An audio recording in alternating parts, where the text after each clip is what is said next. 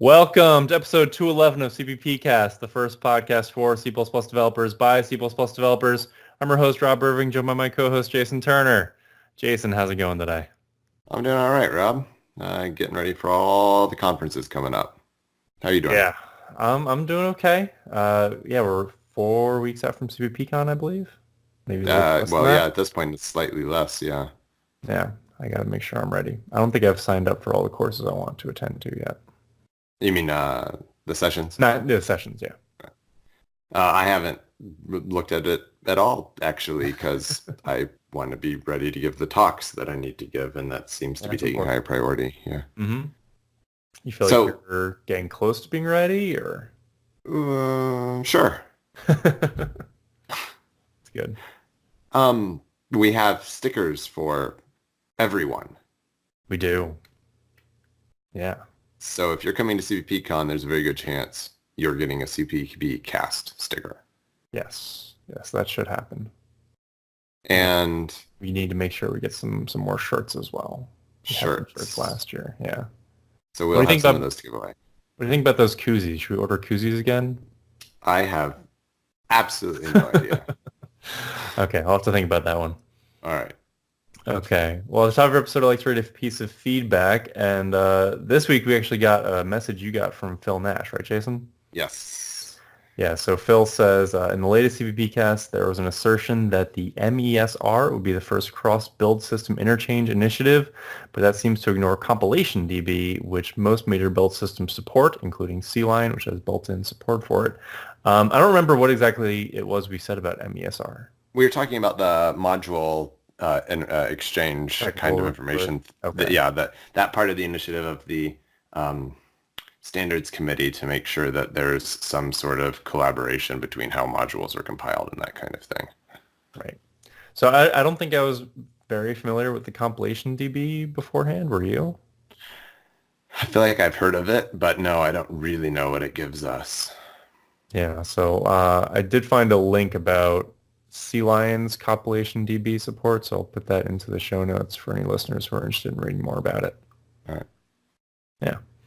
So we'd love to hear your thoughts about the show as well. You can always reach out to us on Facebook, Twitter, or email us at feedback@cppcast.com. And don't forget to leave us a review on iTunes or subscribe on YouTube. Joining us today is Marco Magdy. Marco is a senior software engineer who's been working at AWS for the past 4 years. He's been programming in C++ on and off since 2001. Before joining Amazon, Marco worked at a few smaller companies building scalable web apps using .NET, GWT, and C++. Marco, welcome to the show. Hi. Nice to be here. You very rarely hear people talking about web apps being written in C++. So that was kind of not entirely the case. It was it was mostly the web. When I was working on a smaller company, it was the full stack. So you were doing the client app and you were doing the backend, the web backend. So that was the C++ part. So I was doing that as part of it. That's the C++. It was not, the C++ was not in the backend basically, and the web It was inside. Yep. I feel like I honestly, and since you have some experience in the web development world, I'm going to ask a really mundane question. What does full stack mean?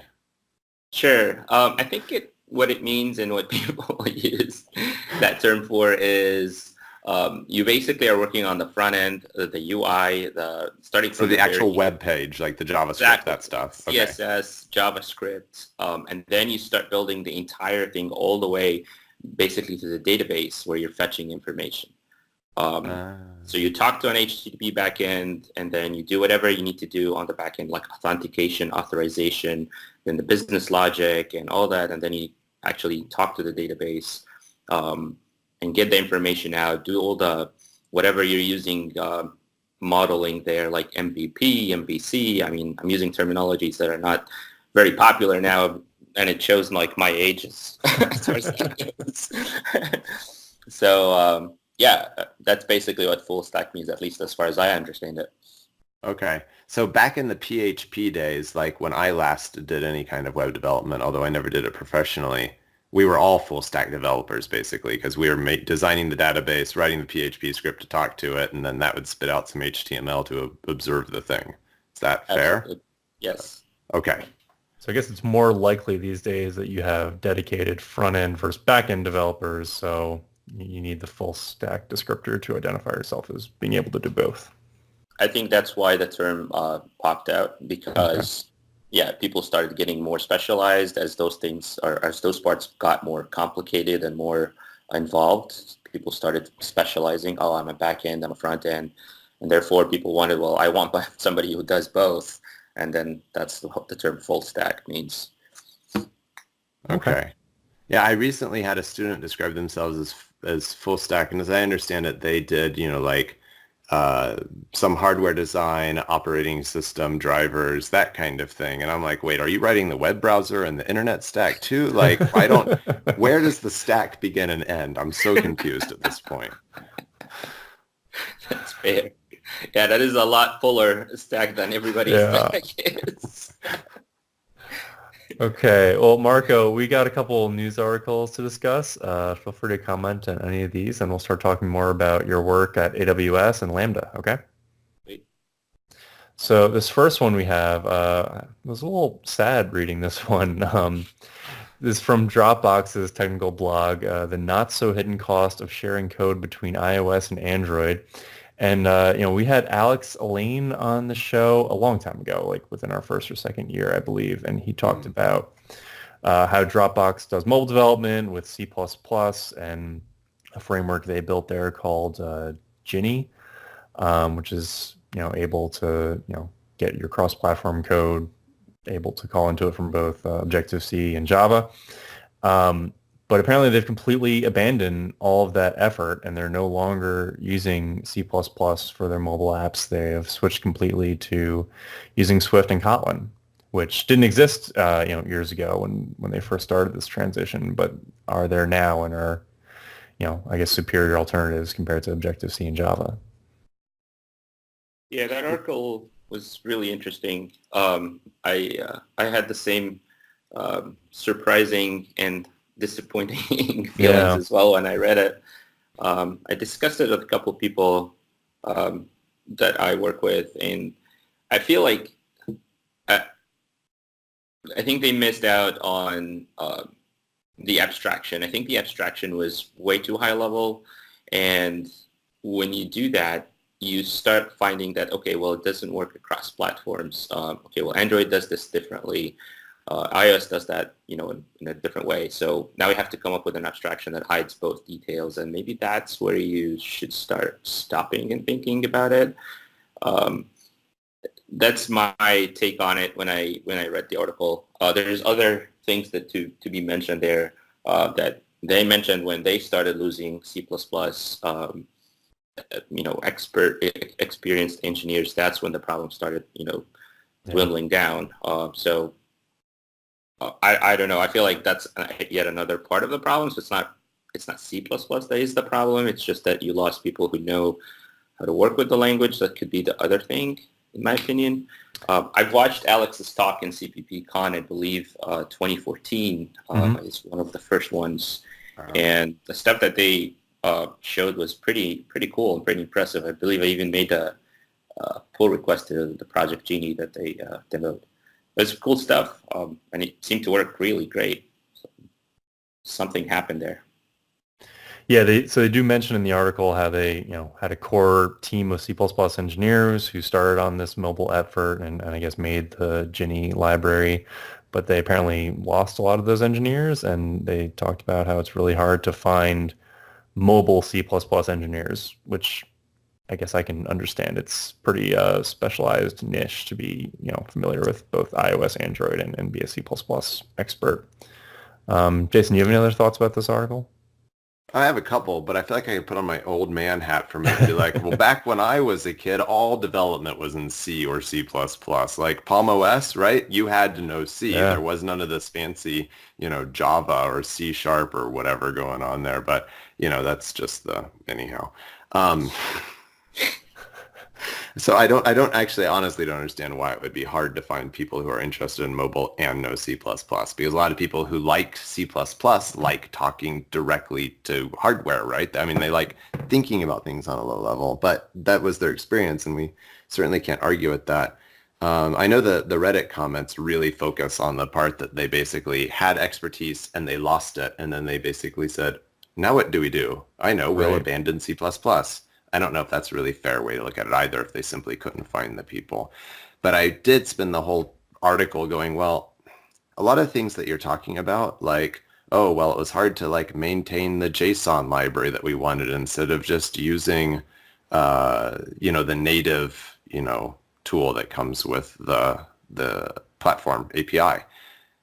And I'm like, well, why didn't you just use like Qt or something that already has all of these tools and already has all of these abstraction layers, and then you could literally write it once in C++ and use it on all of the platforms. They might have even been able to leverage the Windows GUI client from the same code base if they had gone that road.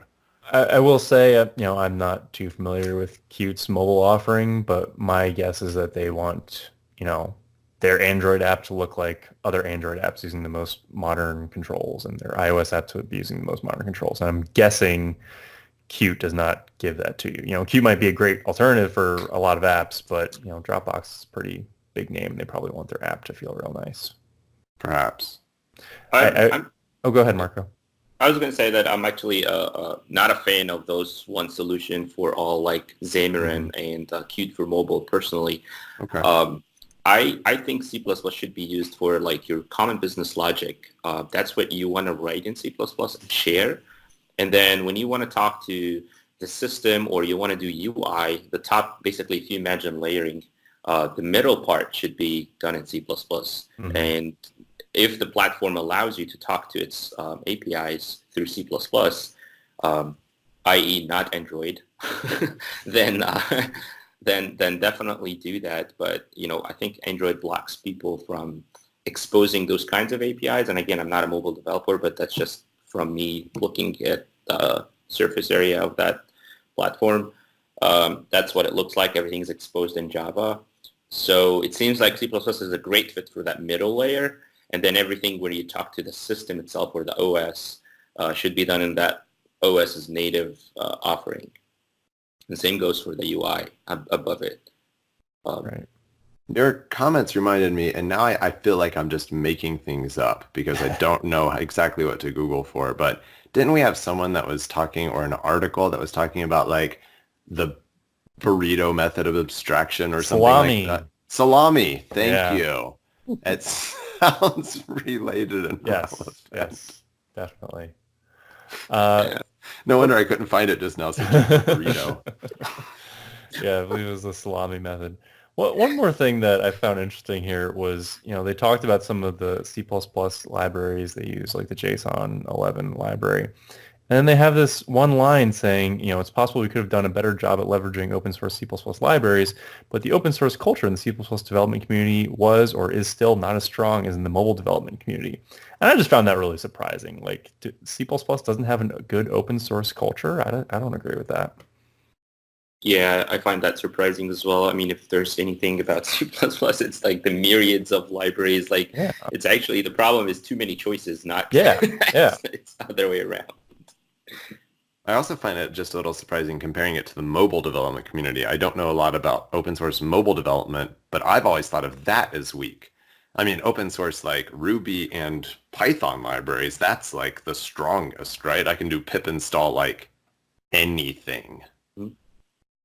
Yeah, I don't have enough knowledge about, what the C# and Java and Swift mobile development communities are like, but yeah. Yeah. Well, it looks like we all have like 6 more programming languages to learn and we need to figure out these things so we can speak more intelligently about them. Yeah. Okay. Moving on, we have another trip report from Cologne. One is from Timur. I'm not sure how to pronounce his last name. Is it Dukla? Doomler? Doomler. I'm sorry. Yes, Timur Doomler who's from JetBrains, and he talks about a couple things that we've already talked about over the past few weeks since Cologne. But one thing I don't think we mentioned much was the audio library, and he talked about some of the progression that's being made there. We also didn't spend a lot of time talking about the things that were added in multithreading and synchronization. Yeah. Oh, and one thing he pointed out here, which I know we didn't mention at all, but I'm happy they did, was for concepts, they renamed all of the concepts to go from Pascal case to snake case, Yeah. which was definitely a good move. I wasn't immediately convinced if it was definitely a good move until I saw the examples. Well, just because I didn't feel familiar with it, like I didn't have an opinion, right? Then I saw the examples of each concept, like stood copy constructible has a corresponding type trait. Stood is copy constructible. And then like, oh, well, this makes perfect sense now to see this like consistency here. I'm totally on board with that. Yeah, I agree. I mean, if it was one Pascal case and then the other one that checks if it is actually a snake case, that would have been really ugly, and we would not have heard the end of it from the game industry. Yeah. Anything else either of you wanted to call out with this trip report? No, I'm just happy. Well, not happy, but not sad that they dropped contracts, because I'd rather have a nice working feature rather than a rushed one that is just a hodgepodge of all kinds of kitchen sink, basically. So I'm glad actually that they're able to take hard decisions like that and say, okay, we're not ready, we're not shipping it, we'd rather wait and get it right. So some people might be disappointed. I heard even Bjarne himself was disappointed that it didn't make it, but I actually think that this is great. It shows that the committee is doing quality work and they're not just, pushing stuff in and so that they can say, hey, we're cool too, we have this. Right. So that's good to see. Hey, we're trying to be cool like Java. We even added JThreads. Wait, that's a different concept. Actually, on the multi-threaded stuff too, though, like I feel like I've tried so hard lately to just use like futures, to use really high-level threading constructs and not think about lower-level stuff, that when I see that there's now a giant extra library of more lower-level threading, I'm like, but I was trying to not use any of those things already. I have not looked at what exactly was in the trip report as far as multi-threading and synchronization goes. I saw that there's a mention of adding semaphores and latches and barriers. Yeah. I've never used latches before. I've written my own semaphore class. I have barrier. I don't know why would I use that versus a mutex. I'm not sure. I have not really delved into that or dived deep. I don't even know what a latch is, honestly. If you know what a latch is, please explain it to me right now so that I don't have to read about it. I am not 100% sure either. To me, I thought a latch was a semaphore, but now that they're being mentioned both, it seems like they're two different things. Must be different somehow. Let's just rename one of them to monad, and then we can agree that we don't know what the differences are. Perfect. Sorry. It's conference prep. It's getting to me. It'll be fine. Yeah. Okay, so Marco, let's start off by just talking about what AWS Lambda is. Can you give us an overview? All right. So AWS Lambda is a AWS service that lets you run your code without worrying about provisioning or managing machines. In AWS terms, those are called instances or EC2 instances. Not only that you don't have to worry about provisioning the machines, but you also don't have to worry about cleaning them up or scaling them up and down, like if you get more traffic. So all you got to do is just give your code to AWS Lambda, and it will run it. And if you get a lot more invocations for that function or that Lambda function, it will scale for you. It takes care of all that business for you. So those are usually the two things that people have to worry about in DevOps, or not DevOps, I should say. The things that people have to worry about when they worry about running their code or scaling their code is like, okay, how do I scale it? Where do I run it? How do I provision? How much does it cost? And all that stuff. So Lambda basically solves most of those problems by saying you don't have to worry about provisioning. We'll provision that for you. And when your code is over or your code is done running, then you don't get charged anything. And you're only charged by the amount of time and the amount of memory that your code consumes. Obviously, there are limits, but yeah. So I say I have this single task that needs to be executed, and I pass it off to you all. Correct. Yeah. Okay. So Imagine it's like the Lambda in C++, right? You give it a few parameters, and now you have an object, and then whenever you want to execute that object and pass it those parameters, it will do that job for you. It's like that, just in the cloud on a much bigger scale. To the cloud. So what type of code are real users putting in AWS Lambda? Like, what are some of the real use cases for it? Sure. The most common use case that people usually talk about in demos are image processing, for example. If you have an image that you want to do some resizing on it or do some what have you. I know like some people are using the C++ Lambda for image processing for medical purposes. So that's some of the usages. Other things are like, for example, you have a link and you want to do unfurling for a link, like you're writing a chat application, for example, and you want to unfurl a link. So you want to parse the HTML or something and get some meta information about that link to display it. That's another thing. It's usually it's perfect for those isolated tasks where you have, an input and I just want an output out of it and I need to process that somewhere.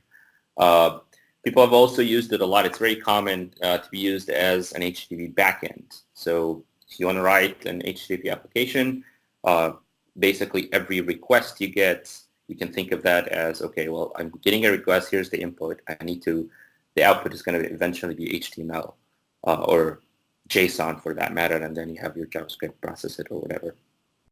But you always have an input and an output, and it's perfect for those types of scenarios. What does this kind of like latency look like? Like, can I use this like real time in my application? Yeah, absolutely for sure. There are some consideration that you have to keep in mind that there is cold start, for example. Okay. So there is a little bit of overhead that you pay as far as latency goes on the first invocation. That varies depending on other factors. But once you do that, then your function is quote unquote warm. Then your invocations are as fast as your, I guess, internet is. Oh. And your function, I guess the latency is as fast as your function goes and obviously the network.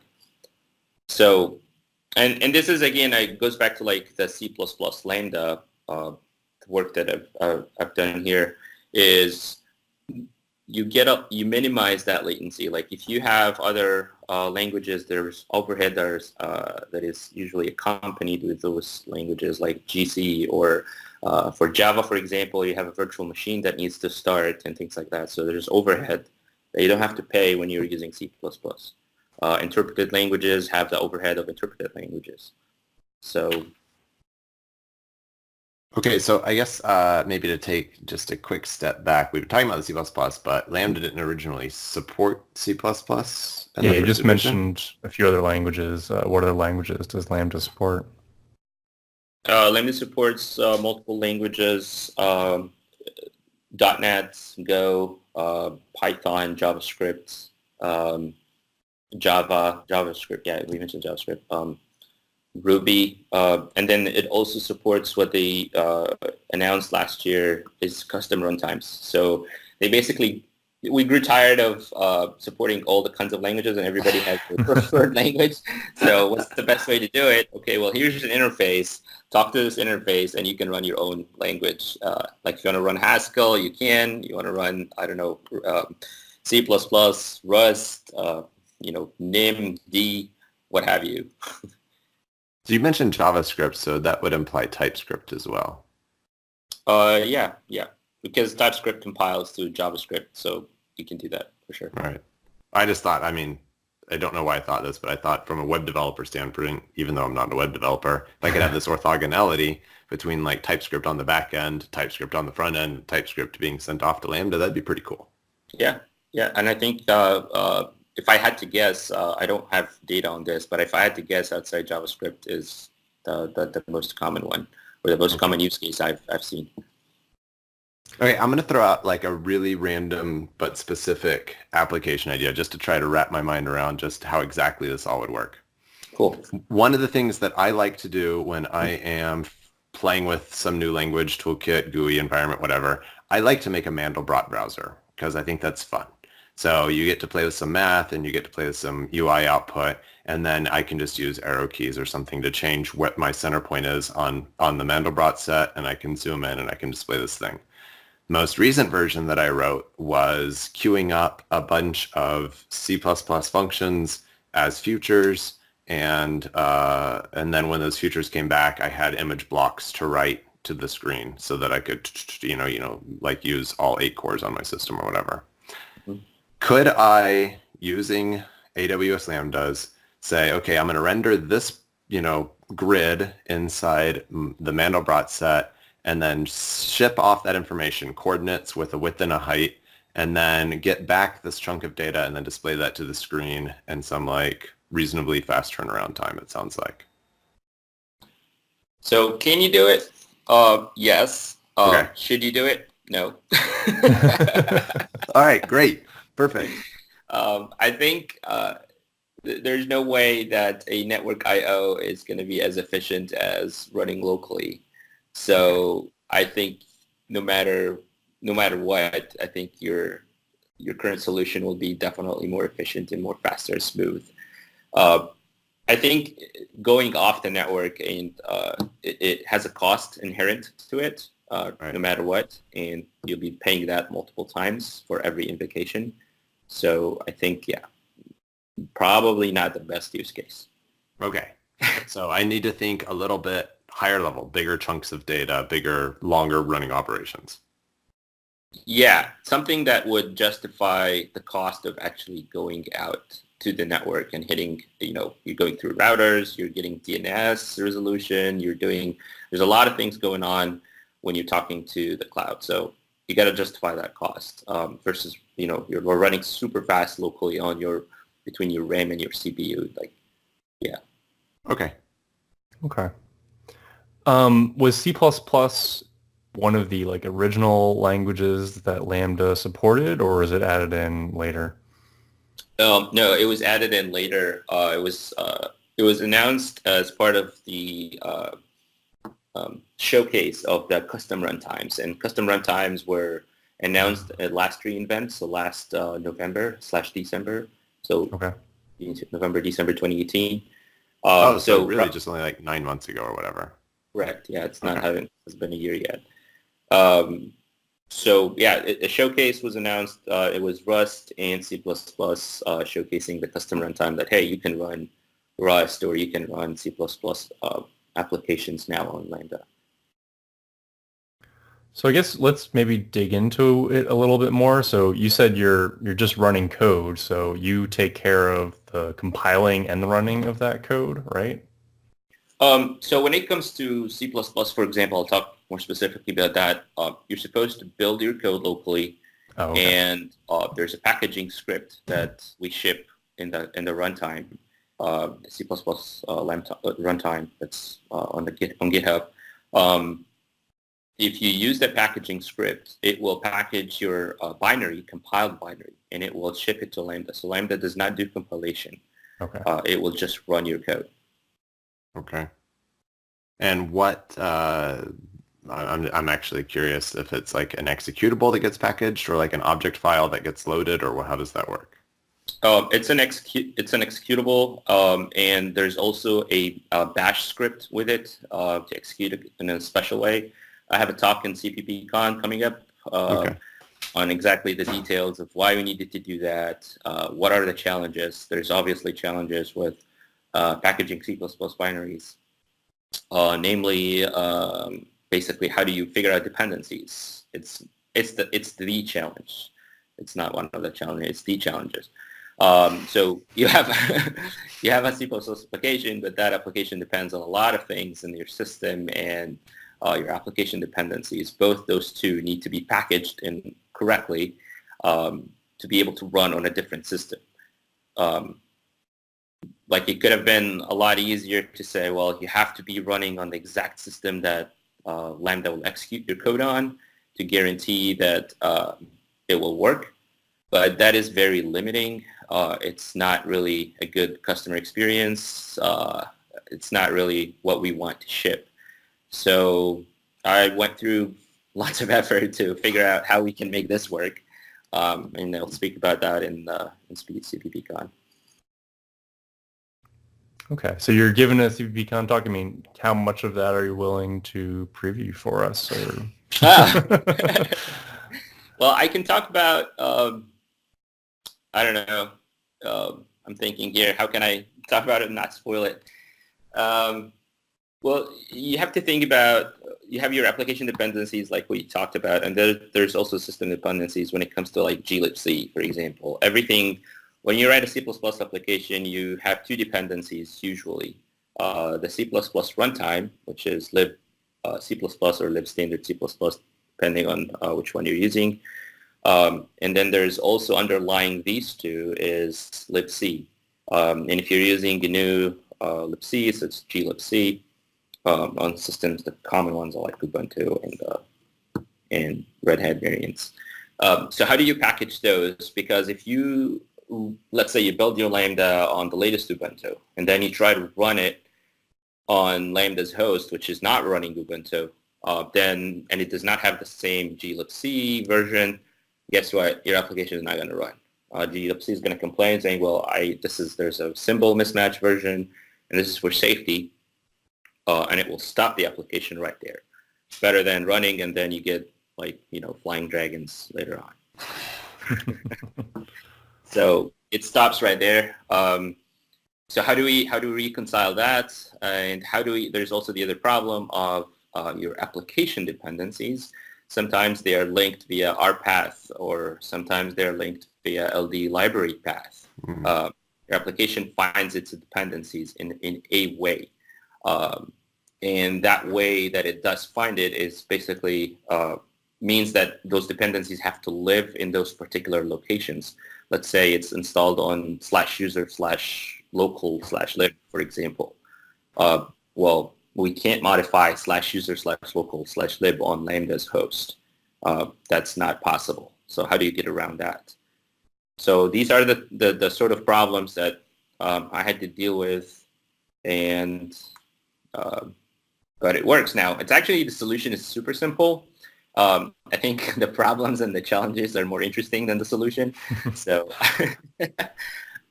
but I'll leave that to the talk. Maybe talk about it more in CppCon. So, well, there's two things I want to ask about, but you said the solution is super simple, but let's just talk about it from the user perspective. I want to start using Lambda tomorrow. Mm-hmm. What do I need to do? If you go to the GitHub repository of the C++ Lambda, which I believe is going to be linked in the podcast, right. I have detailed README and I have detailed examples how to build an example from scratch that uploads a file to S3 or downloads a file from S3, for example, or talks to DynamoDB. And there's also in the README, the front page, there is a Hello World one. So you can definitely follow that. It uses CMake. There's heavy influence on CMake. I try to give step-by-step, painfully, I tried to give step-by-step details on how to use it with CMake, because I had to pick a build system to be able to give step-by-step. You don't have to use CMake for sure. You can use whatever build system that is your preference. So yeah, the instructions in the README they're very CMake focused, because I had to pick a build system to give a step-by-step instructions, so you can basically copy-paste from the GitHub repo into your machine and it would work. But if you look at the instructions, it's basically you build the runtime from source, and then in your application, in your Lambda, you do a find package, and you put one line there that says that creates a CMake target. Once you create that, once you build that CMake target, it will run a bash script that will package your Lambda and give you a zip file that you just need to upload to AWS Lambda, and from there you can invoke it. How you invoke Lambda, there's different ways to invoke it. You can do it via the command line. You can do it via another SDK. You can put an HTTP endpoint in front of it using the API gateway, which is a different service, but it integrates very well with Lambda. So that will allow you to invoke your Lambda from the web. But I don't know if I answered your question. I think so. So I get to use my own compiler. Correct. And I'm linking to your runtime. Correct. And then there's a packaging tool that does whatever it needs to make it runnable with Lambda stuff. That is also correct, yes. So you just make sure that when you use your own, obviously the big emphasis to use your own compiler, but just build a runtime with the same compiler. And build your application with the same compiler that you build the runtime, in other words. That sounds very fair. And it sounds like limited to Linux. Correct. That's one limitation, and it's not really a limitation. It's just like Lambda runs on Linux, so you have to run on Linux. You can't, for example, build your Lambda on your Mac and try to ship it. It's a different binary. Linux cannot run that. So you have to develop or build, I should say. You have to build your Lambda on Linux. One thing I was going to mention is there is no restriction on the fact that you can use your own compiler, whatever compiler, means that you can use C++ 17, 20, 11, whatever you want to have, whatever compiler you want to use. There's no restrictions on a runtime, for example, which is awesome because, for example, if you're using one of the other languages like Python or Ruby or what have you, then you're restricted to whatever runtime that Lambda offers. For example, Lambda, I don't know, I'm just going to come up with arbitrary numbers now. But Lambda supports Python 3.x, then that's what you got to use. You can't use, 4, assuming there's a Python 4, for example, but there's not. But you get what I'm trying to say. Like, you are limited to the version of the runtime that Lambda offers. With C++, you don't have that problem because you're just giving it binaries. You've taken what could have been a disadvantage, the fact that you don't know what runtime you need to link to, and actually turn that into an advantage because now we can use whatever compiler and runtime we want to. Exactly. I like the idea. Yeah. I think you said there was an AWS SDK. What exactly is included in that SDK for Lambda developers? So the SDK, I was talking more about the AWS C++ SDK, which I work on as well. And the C++ SDK is separate from the Lambda runtime. Those are two different projects, two different GitHub repositories. Okay. So the AWS C++ SDK is a library that allows you to talk to the different services in AWS from C++. There is one for Java. There is one for Python. I think we support 8 languages. JavaScript, Java, .NET, Python, PHP. Go. So okay. I would say the most use case or the most common use cases people would write Lambdas, and then what do you do when you run a Lambda? A very, very common use case is to do something by talking to AWS, another AWS service like DynamoDB, for example, to fetch or store records or things like that, or Kinesis to read streams or connect it to, like, when you push streams into Kinesis, then your Lambda is getting invoked for every record that is pushed through to process it, like logs. So you say you have tons of logs that you want to process in real time, then you just push those logs to Kinesis, and then you connect your Lambda to Kinesis, and Kinesis will invoke your Lambda on every log record that is pushed through it. Let's say you're looking for anomalies or something. Okay, I hadn't considered that part at all. So it's not just about pushing data to it and getting data back out, because you have, well, effectively the whole internet you can still talk to while the Lambda is actually running. Yeah, right, it is very composable, yeah. If I were to take my poorly conceived Mandelbrot idea and say instead that I want to do like a rendering pipeline, Could a Lambda be, render the next frame of the scene and, oh, by the way, all of the scene information that you need is on some Amazon database? Yep, you can do that. If this does not require real-time feedback, like it's not like a game, and you just want to, it's like ray tracing. I just want, here's my code, process it, and give me back the result. I don't care if it's immediate.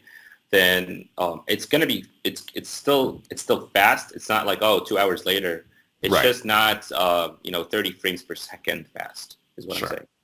Because you're still, and it's not about Lambda. It's just about you're making Network over I/O. the internet. So So I think something we haven't discussed yet, and you can correct me if I'm wrong, is what does the actual C++ interface look like? Like, it's a function that's being run. How many parameters does it take? What do they look like? How do I get them? How do I return the result back to the caller? great question. If you look at the documentation, this is also outlined, and I'll speak to it a little bit. I basically narrowed it down so that you have an invocation request, which will have the payload that you sent it, and this is an arbitrary string.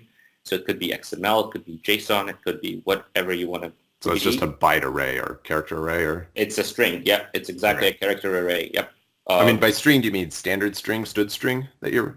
Yes, I did that. I did it make it a STD string just because it needs to be able to handle text. It needs to be able to handle JSON and anything. Right. So when I when I send binaries, you anything, can still encode those binaries, binary bits as STD string. Just don't interpret it as a string when you get it out. Right. And then you do your thing, and then all you need to give back to that function is an invocation response, which has a response code, a success or failure, and it has another payload potential. It's an optional payload, and that's it. Okay. And I left it super generic, so payload means anything to you.